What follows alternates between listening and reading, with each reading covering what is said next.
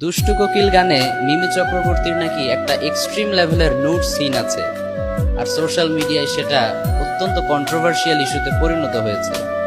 আমার অ্যাসিস্ট্যান্ট আমাকে বলল, হুজুর, এই ইস্যুতে কিছু মেসেজ ড্রপ করার জন্য অনেকে আপনাকে রিকোয়েস্ট করেছে। তো অ্যাকচুয়ালি টু বি অনেস্ট, আমি কিন্তু খুবই ব্যস্ত মানুষ, এজন্য ইচ্ছা থাকা সত্ত্বেও সব ইস্যুতে ইন্টারাপ্ট করার স্কোপ আমার হাতে থাকে না।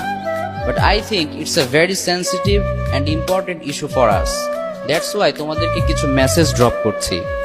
ফার্স্ট অফ অল, আমরা সকলেই জানি যে ইসলাম আমাদেরকে এই ধরনের সিনেমা দেখা সাপোর্ট করে না, হারাম করেছে আমাদের জন্য। বাট একটা সময় ছিল যখন বাংলার ম্যাঙ্গো পিপল, মানে আমজনতা, ফ্যামিলির সবাইকে নিয়ে একসাথে অ্যাটলিস্ট বাংলা সিনেমাগুলো দেখতো। বাট বাংলা সিনেমার স্ট্যান্ডার্ড নামতে নামতে এখন এমন পর্যায়ে এসেছে যে পাশে গার্লফ্রেন্ডকে রেখে এ ধরনের সিনেমা দেখতেও লজ্জা লাগবে। ঠিক কিনা বলো যুবক ভাইয়েরা?